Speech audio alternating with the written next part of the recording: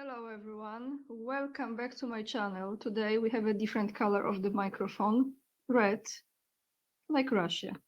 Because the news number one that I have for you today is regarding the visit that the Prime Minister of Slovakia is now having in Russia. So let me just show you how Putin greets Prime Minister of Slovakia, Robert Fico, who, as you remember, was almost killed not a long time ago, but God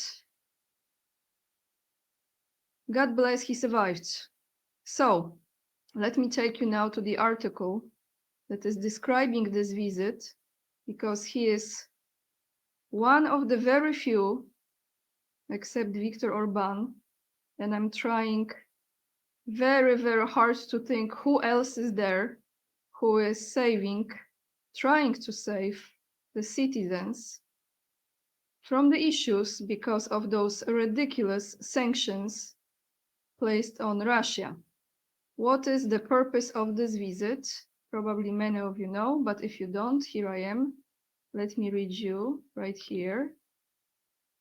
So, Slovakia's Prime Minister Fico visits Moscow amid Ukraine gas dispute. Prime Minister Robert Fico went to Moscow for a working meeting with President Vladimir Putin on Sunday.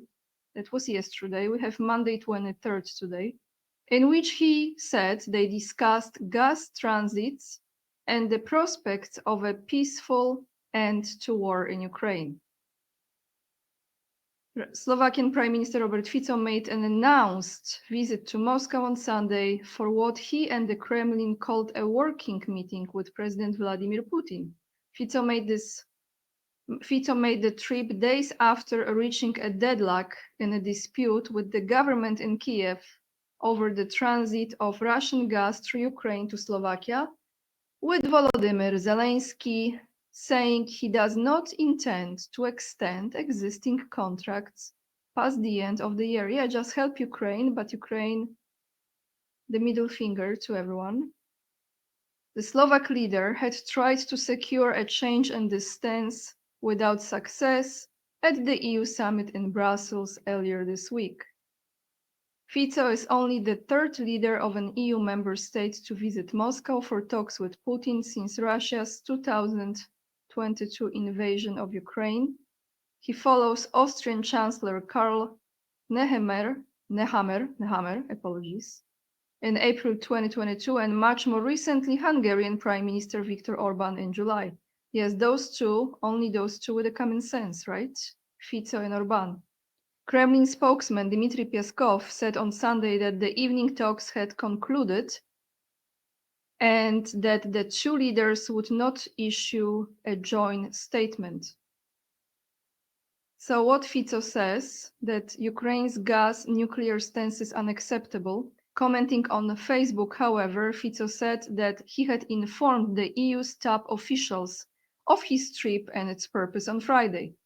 Quoting now Robert Fico, "My meeting today was a response to the Ukrainian President Volodymyr Zelensky, who answered my personal questions on Thursday that he was against any transit of gas through Ukraine to our territory."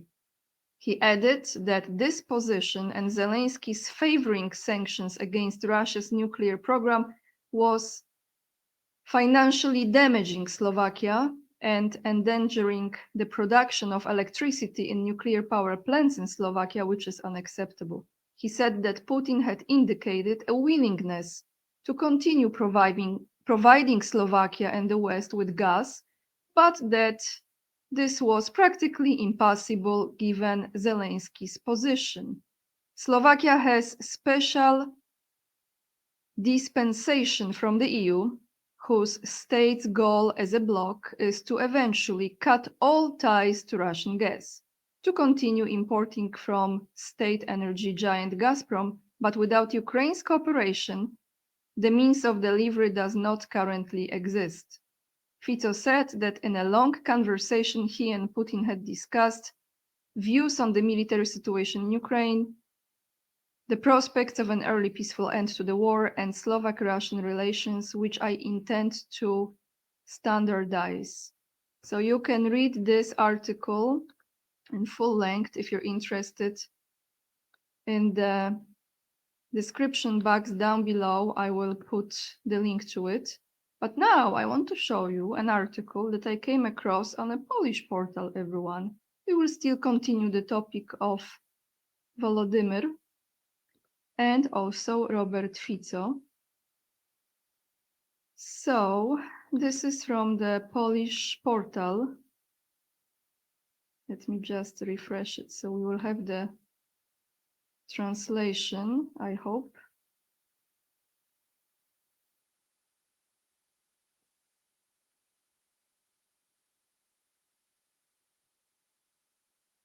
Sorry, it takes longer, but here it is. Okay. 500 million euros bribe. Slovakian Prime Minister accuses Zelensky. Slovak Prime Minister Robert Fico claims that Ukrainian President Volodymyr Zelensky offered him a 500 million euro bribe. The money would come from Russian assets. So let's read this.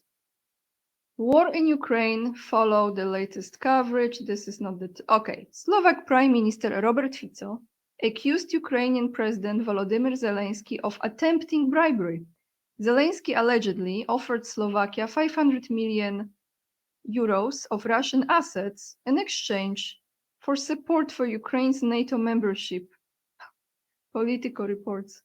The proposal was reportedly made behind closed doors when Fico discussed Slovakia's financial losses caused by the suspension of Russian gas transit through Ukraine during a meeting with Zelensky at the European Union summit. Let me close this. Fico says the Ukrainian president asked him if he would vote for NATO membership if he gave him 500 million euros in Russian assets. The Slovak prime minister later told reporters that Zelensky's alleged proposal behind closed doors were absurd and suggested that Ukraine had harmed the economy of an EU member state. We are facing a gas crisis thanks to President Zelensky, said the Slovak prime minister. We have different opinions on the issue of gas transit through Ukraine. I asked him if he would be ready to transit gas over other than Russian gas, he added. Fico believes that Slovakia sees no reason to pay more for gas due to geopolitical circumstances. The Slovak prime minister also accused the West of exerting pressure on the transit of this raw material. Zelensky criticized these words and says it is a shame to talk about money when we lose our lives. And who says this, everyone? Who's saying this, huh? You know what? This is just, it's absolutely pathetic, isn't it? So that's how things look like. Let me close this. The good news is that Prime Minister Robert Fico survived that attempt on his life, and he's still able to try to stabilize the situation in his country. I had some comments from some of you who are from Slovakia, who were saying that he is not as he portrays himself to be. But however, when I look from the distance, I only see two prime ministers, Viktor Orban and Robert Fico, who are at least trying to do something for the citizens of their country. Nobody is perfect, but at least I see there is some attempt and there is some action taken in this regard. So now I want to go to Ukraine that attacked the city of Kazan, as you remember. This was on Saturday. And here is the response from Russia to that. Ukraine strikes deep into Russia. Putin promises brutal revenge. So the Ukrainian military carried out a drone attack Saturday morning on the Russian metropolis of Kazan, as much as 1,000 kilometers from the border. More details have since emerged. So you saw this in my latest video. According to the Russian Foreign Ministry, which speaks of a massive attack, 3 drones could be shot down and 3 more were intercepted by air defense systems, but a number of drones did strike. Those caused mostly property damage in skyscrapers, but for the first time civilian homes were also reportedly hit. The attack caused a great deal of chaos in the chaos, I think you say. We say house in Polish. Chaos in the Russian metropolis on Saturday. Local residents were evacuated. All major public events were cancelled, and Kazan International Airport was temporarily closed. No one was reportedly injured in the attack by Ukrainian drones. Russian President Vladimir Putin reacted furiously. Well, I haven't seen how he reacted. I'm just reading this article. Equal, whoever tries to destroy something in our country of whatever magnitude will be able to count on even greater destruction in his own country and will regret what he tried to do in our country. End of quote. On the front lines, meanwhile, the Russian army continues to advance. On Sunday, it claimed to capture of 2 new villages in eastern Ukraine, Lozova and Kharkiv, and Sontivka, yeah, in Donetsk. Okay, and what else I have, everyone, for you today? Let me see. Yes, I came across a post on Instagram. Actually, it's kind of like a reel stories. By the way, let me show you here. If you don't follow me on Instagram, would be nice if you do. But first we will go to this, and then you can follow me on AnyaK_44. So here is what is happening in US. Major store closing coming in 2025. Walgreens, 500 stores in 2025. Advanced Auto Parts, 727. Denny's, closing 100 more locations in 2025. Macy's, closing between 50 and 100 more stores in 2025. Family Dollar, closing 370 more stores in 2025 as part of 1,000. Foot Locker, in many malls, 400 locations. Best Buy to close dozen more stores. Big Lots, mass store closing will continue. Shell closing at least 500 gas stations in 2025 as part of 1,000 closing stores. GameStop also closing. So what do you think has caused this, everyone? Well, many of those stores, well, if not all of them, I remember very well. Living in United States, let me just show, this is my Instagram. So if you want to follow me, you can just go here. It's AnyaK_44, and you can see all my travels here in different places. A lot of images from Russia. So you might want to check it out if you are interested how the places look like. I want to say this,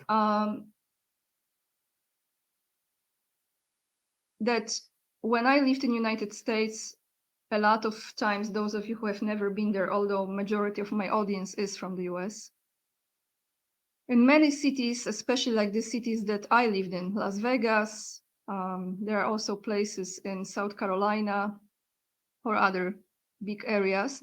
New York is a little different setup. Los Angeles also had that too. When they open certain area for the businesses, they usually had the same stores there, or they have the same retailers and malls, etc. So many of those stores you could see pretty much all around. At first, they were destroying, and they continue to destroy the small businesses, which will be continued, right? We know this. Now they are destroying this. Big corporations are buying massive lands, including individuals, as you know, Bill Gates, Jeff Bezos, and many others that names you are very familiar with. So this is a big takeover, not just of people's properties, but their existence. However, those stores were also part of the big corporations. So I wonder, why they are closing those stores. I would like to know from my audience, who knows much more in this regard than I do. All I know those stores.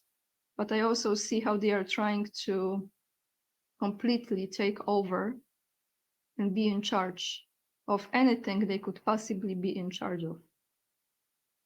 So let's see if I have any other topic for you guys today. Yes, Donald Trump and President Putin. So Trump said something about meeting with Putin, which, like some of you know if you watch my videos, I kind of feel that it will be in a warm season, maybe sooner. We will see. But he mentioned this should take place, and now I have to, as I've learned, so give me a moment, I have to mute myself so you don't have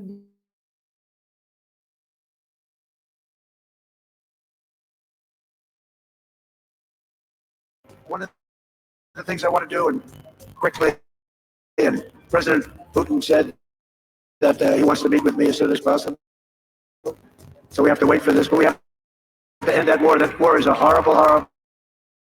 That the soldiers, the number of soldiers being killed, it's a flat plane, and the bullets are going, and there's powerful bullets, powerful guns, and the only thing that's going to stop them is the human body. They go get flat land. Nobody's ever seen anything like it. Millions of soldiers have died now. Millions. We're seeing numbers that are just crazy. Gotta stop it. It's ridiculous. Would it never happened if I was president? That war would have never happened.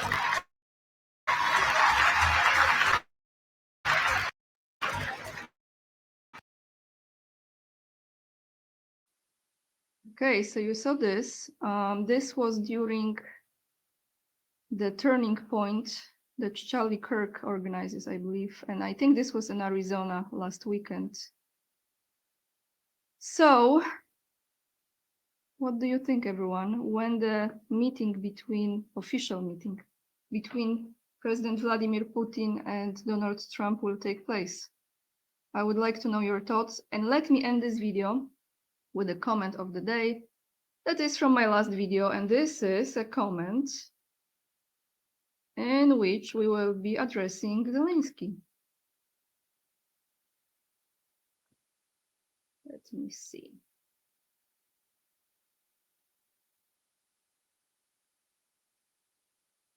Okay, there was a comment from one of you who gave about 6 different options where Zelensky will end up this coming year after last Christmas.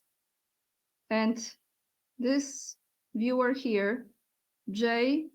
Sihu, JSYCHU, says this.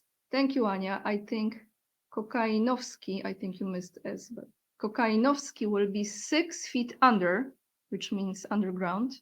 It will be too easy for him. The Ukrainians will see that. I heard before the UK would give him asylum. That tells you something about this UK government, which tries very hard to escalate this conflict at the expense of the Slavs. So this is a comment of the day, and that's all I have for you, everyone. Thank you so much for watching my videos. Thank you so much for hitting this like, sharing, subscribing, and leaving the comments. Share your opinion about the topics that I have addressed here. I would like to know your thoughts, why they are closing so many stores in the United States, and also when Trump will officially meet with Putin, because there are other visits that maybe are not official, and very few know. That's how I look at it. But that's all for today. Thank you so much. I would like to ask those of you who would like to support my work to support it on Patreon or Locals, or if you would like to make a donation on my PayPal as well, that helps me very much. You can follow me on Instagram, as I've mentioned before, and to those of you who would like to still get a gift, I'm not sure if you will be able to get it as a paperback because it's Christmas very soon, tomorrow actually, Christmas Eve. Different video coming with the Christmas wishes. You can order this in the ebook as well. This is my book with Scott Ritter. covering Ukraine, the Scott Ritter interviews through the eyes of Anya Kay. Or you can check out my merchandise that you can see images underneath the video. Make sure to hit this like, it really helps with the YouTube algorithm. Subscribe if you haven't already and you appreciate the content. Leave the comments down below and let me know. And lots of love. And remember, we are the leading edge and we are saving humanity. Bye everyone. See you in another video.